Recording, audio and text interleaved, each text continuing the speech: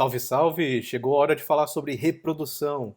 E esse é um tema fascinante, até mesmo porque a reprodução leva a muitos conflitos em animais. Eu tenho certeza que todo mundo já viu uma cena igual a essa em algum documentário da natureza, ou até mesmo na natureza, no campo. E o legal é que humanos não são exceção. Conflitos reprodutivos também acontecem na nossa espécie, e eles acontecem até em meta-humanos também. Esses conflitos às vezes ficam só nos rituais, só na demonstração. Só que outras vezes eles escalonam para lutas de verdade. Isso nos leva à pergunta da aula: como a seleção sexual leva a conflitos entre animais? É claro que um tema tão amplo quanto a reprodução, a gente poderia tratar de vários assuntos. Só que o nosso foco aqui vai ser a seleção sexual.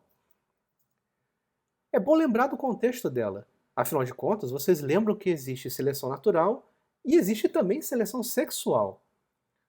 A seleção natural foi proposta naquele famoso livro do Darwin, A Origem das Espécies. Só que ele publicou um outro livro, também muito importante, que é muito menos estudado nos cursos de biologia, que é A Origem do Homem e a Seleção em Relação ao Sexo. E foi nesse outro livro que ele apresentou ao mundo a ideia de seleção sexual. Tudo tem a ver com a aptidão evolutiva, ou fitness, ou aptidão darwiniana. Ela envolve a sobrevivência de um indivíduo, de um organismo, mas também a reprodução desse indivíduo. E a gente mede o sucesso reprodutivo desse indivíduo, a aptidão darwiniana dele, através da prole. Ou seja, quanto mais descendentes você deixa, maior é a sua aptidão. A seleção natural, então, se ocupa de explicar o que está relacionado com a sobrevivência, aí nesse mundo da aptidão. Já a seleção sexual foca na reprodução. As duas, então, são complementares. É claro que elas têm muitos pontos de contato, e essa divisão é muito mais epistemológica, ou seja, da forma de estudar e produzir conhecimento, do que uma divisão natural em si. Tudo bem, mas onde ocorre a seleção sexual? Ela ocorre entre os sexos. Todo mundo já ouviu falar de escolha de parceiros. Todo mundo já ouviu falar também de display sexual, rituais de acasalamento, dança de acasalamento e coisas do tipo. Mas ela ocorre também dentro de cada sexo, quando dois indivíduos do mesmo sexo vão disputar um indivíduo do outro sexo. Então a gente pode dizer que ela ocorre entre e dentro dos sexos. Dá para fazer uma classificação dos tipos de seleção sexual. Existe a seleção intrasexual e a intersexual, como a gente acabou de falar.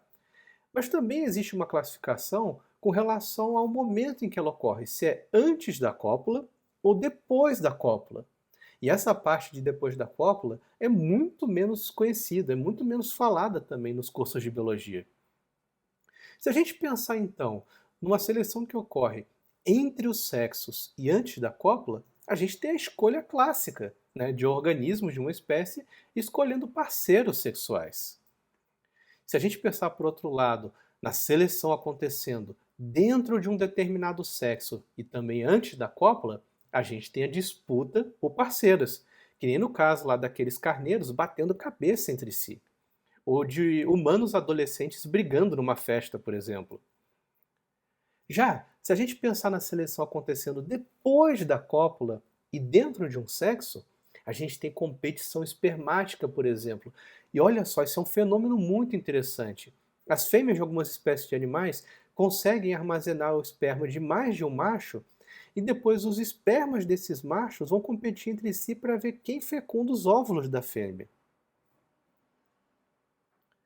Além disso, quando a gente pensa em seleção depois da cópula e entre os sexos, existe a escolha críptica, que são mecanismos de escolha de parceiro e que a gente não sabe, não vê pelo menos ali, não vê de forma óbvia como eles estão acontecendo.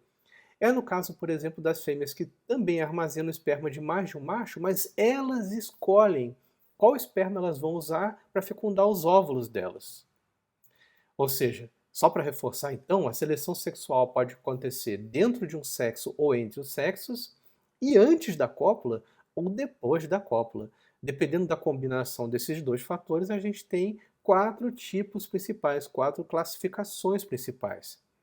E um ponto muito importante para a gente entender seleção sexual é a anisogamia. Isso explica por que as fêmeas costumam ser o sexo limitante nesse tipo de fenômeno biológico. O que é essa tal de anisogamia? É essa diferença absurda de investimento nos gametas das fêmeas e dos machos. Na maior parte, em quase todas as espécies de animais, os gametas femininos são muito maiores e têm muito mais recursos ali envolvidos na produção e ocorrem em muito menor número do que os gametas dos machos. Isso faz com que haja uma assimetria de interesse na hora da reprodução. Já que as fêmeas investem demais nos gametas delas, e são gametas que têm menor número, então eles têm maior valor individual também, elas costumam ter um comportamento na seleção sexual diferente do comportamento dos machos, que produzem gametas baratos, muito pequenos e em quantidades muito grandes. Ok, mas até onde leva a seleção sexual? Ela pode ocorrer dentro de um sexo, entre os sexos. Existe essa questão da anisogamia por trás também. No final das contas, o resultado final vai envolver a aptidão, né, de cada indivíduo ali que está se reproduzindo, né, a aptidão darwiniana. Olha, em alguns casos, a seleção sexual é uma força tão poderosa que ela se torna uma seleção desenfreada. É só a gente pensar, por exemplo, na cauda do pavão macho. Essa coisa exuberante ali, né, muito vistosa e envolvida na atração de parceiras sexuais. Como é que isso acontece? Vamos pensar então nessa cauda do pavão. E a gente pode pensar o seguinte: vamos pensar aqui no eixo X numa relação entre a área média de cada ocelo ali, daqueles enfeites da cauda do pavão, e no eixo Y, a sobrevivência de filhotinhos que você coloca ali na ninhada. Olha só que interessante. Dá para ver uma relação positiva, ou seja, em geral, quanto maior a área do ocelo, maior é a sobrevivência desses filhotinhos de pavão. Opa, isso significa então que as fêmeas escolherem o macho com base aí nos ocelos faz sentido. Isso é um sinal honesto da qualidade daquele pai.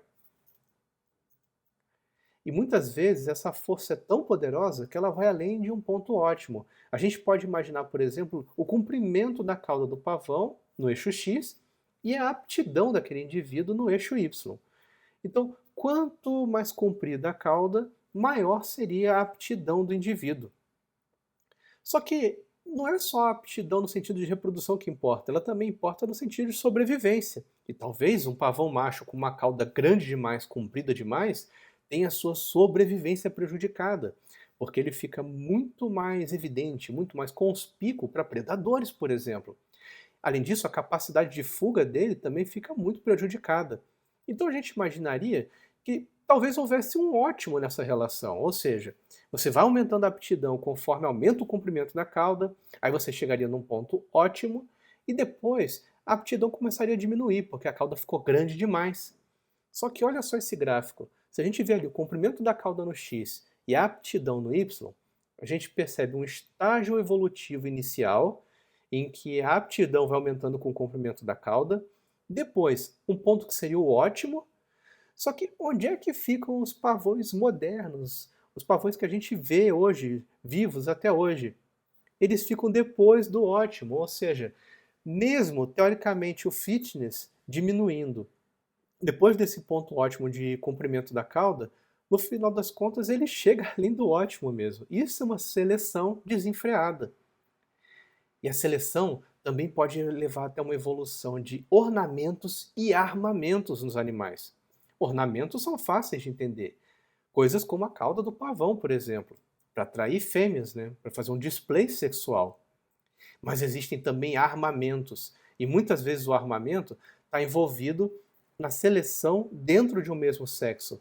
Quando, por exemplo, esses animais variados que têm chifre ficam lá dando cabeçada, chifrada um no outro, para fazer demonstrações de força. E com isso conseguir territórios de acasalamento ou até ter acesso direto a algumas parceiras.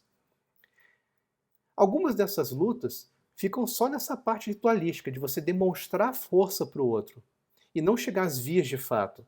Só que em algumas espécies as lutas podem chegar a ser mortais de verdade. Então, depende de cada caso e das pressões evolutivas que estão ali por trás. E essa história é tão complexa que às vezes ornamentos e armamentos se confundem, que nem, por exemplo, em um leque de Wushu chinês. Se a gente pensar num caranguejo, por exemplo, um caranguejo chama-maré, com esse quelípodo nessa garra muito vistosa, será que isso é um armamento ou é um ornamento? Talvez sirva para as duas coisas, talvez tenha uma função sendo mais importante do que a outra. E esse outro tipo de caranguejo, uma égla aqui, por exemplo, será que o quelípodo dessa égla é um armamento ou é um ornamento? Essas questões são mais difíceis de resolver do que parece. E quando um quelípodo desse se torna um armamento, aí entram questões muito interessantes relacionadas à habilidade de luta dos caranguejos. E a gente vai tratar disso no estudo de caso desse bloco. Qual é a moral da história? O que eu gostaria que vocês se recordassem depois dessa aula? Primeiro, que a seleção natural afeta a sobrevivência, enquanto a seleção sexual afeta a reprodução. Além disso, a seleção sexual pode ocorrer entre ou dentro dos sexos, e antes ou depois da cópula. As fêmeas costumam ser o sexo limitante por causa do fenômeno da anisogamia. E a seleção sexual pode levar ao desenvolvimento de estruturas exageradas, como a cauda do pavão, se tornando uma seleção desenfreada. E também, dependendo da pressão seletiva, ornamentos e armamentos podem evoluir em uma espécie de animal.